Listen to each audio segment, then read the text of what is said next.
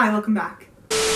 I am particularly excited today because one of my favorite book series, Heartstopper, was just released as a Netflix show today, and let me tell you, it was so good. It was so good. Heartstopper is mainly a comic, but there is like a little sequel as a prequel sort of situation happening called Nick and Charlie.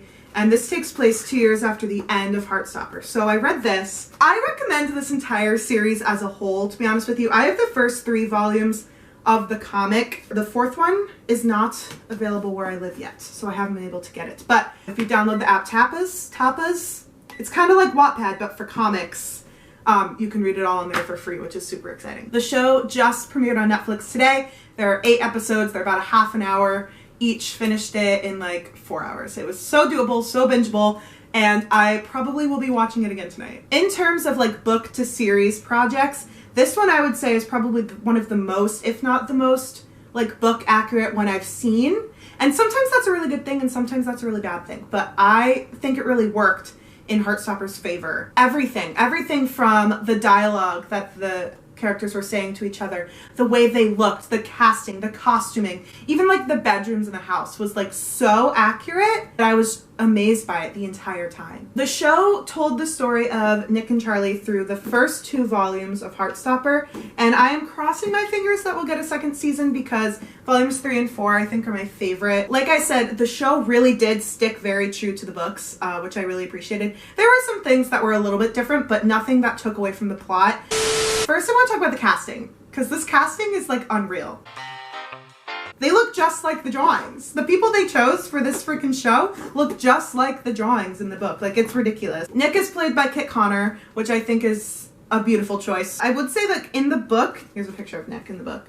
Like, he looks a lot older, and I think Kit Connor was a really great way to like make him look younger while still making him somehow perfectly embody Nick Nelson. Charlie was played by Joe Locke, which also is just an amazing choice. I don't understand. Every cast member looks exactly like their character. Like even Charlie's sister Tori, exactly. Darcy, exactly. Tara, exactly. Elle, Tao, exactly. I don't understand.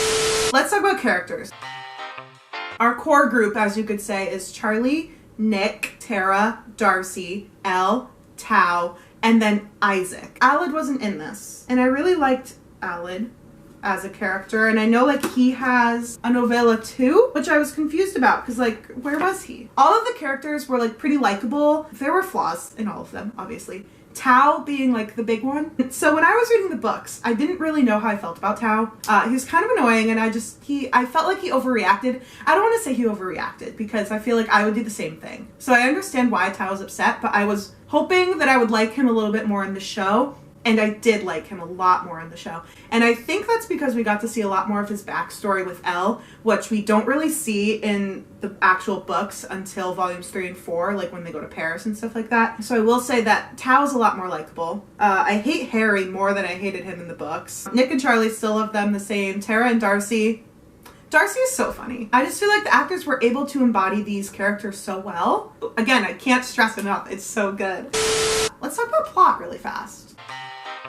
The first season has 8 episodes in it, which basically go over the first 2 volumes of the like hard copy book set. I was a little confused about how they were going to do that in 8 episodes because I was like, that's going to have to move really fast. But also still, it stuck true enough to the book that you really didn't notice because if you read the book, you would know it also moved fast. Most of the stuff was spot on. The only things that were really different were that we got to see a lot more of Tao and Elle's relationship. In the books, Tao and Elle don't really have much time to shine until volume 3. That was kind of actually nice though, because it helps spread the series out a little bit more and make the pacing seem like a little less chaotic, a little less fast, a little slower. The only other thing I can really think of that didn't really happen was Sports Day in episode 8. Oh, and the way that Tao found out about Nick and Charlie was different. Like, it didn't happen that early in the books. But I guess for the sake of drama, that had to happen. There was also that drama with Imogen, who I don't remember being in the books. And in my opinion, that drama was a little unnecessary. I understand that it's a show and they needed to make drama because it's like watching a series is different than reading a book. It just, as someone that loved how simple and easy and just like fluff Nick and Charlie's story was in the books, like they never broke up, there was never really any drama. That was a little sad to see. And I actually really did question for a minute, like if Nick was actually going to end up with Charlie.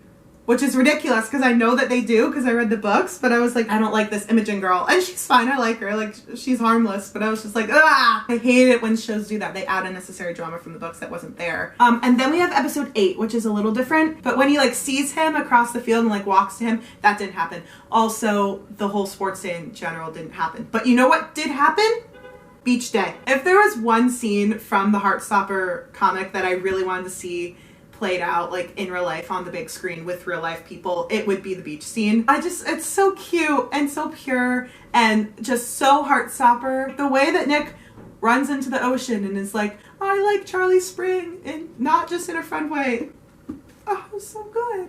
As soon as I watched it, I was like scrambling to go make a comparison from the book, and it was so spot on. Even though some things were a little different, the stuff that they did pull directly from the book was so direct from the book that I just couldn't help but be in awe of it. Like even with the things that they said, like the dialogue throughout the story in general was just amazing how like they pulled it straight from the book. It was like I was reading the book, but like watching it. The pen scene when the pen exploded, the one where they're laying on the floor and they're staring at each other and he's like, stop staring at me.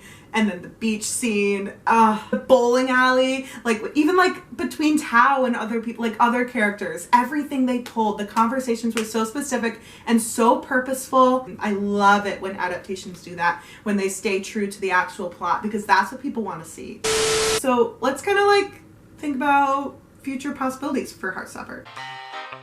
It hasn't gotten renewed yet, but I would be very surprised if it doesn't get renewed. I'm 99% sure the show's getting renewed. Like, it has to. I feel like there's something in the show for everybody to really enjoy, and I feel like it has such an important, strong, and like special message for kids and young people, or anybody really. I'm an adult and I love this show, that it would be really silly of Netflix to not renew it. And I just can't imagine it won't. Like with the cinematography, with the characters, with the heartfelt truthfulness of it, I really don't think that it wouldn't get renewed. It's gotta be. Season 1 ended at the end of Volume 2, so Season 2 would obviously pick up at the beginning of Volume 3 and go through Volume 4. And the books for Volume 3, well, Volume 3 is basically a lot of fluff. They go on a trip to Paris and it's fantastic. But Volume 4 and 5 is when it really starts to get like a little darker and a little more serious. So I'm curious to see in the next season if they still decide to continue to stick super true to the book. Because I know they kind of glazed over it a little bit in the show, but it also in the books wasn't that big or prevalent of an issue that early on. So depending on like how deep they dive into Charlie's backstory like they did in the stories, they might need more material to work with.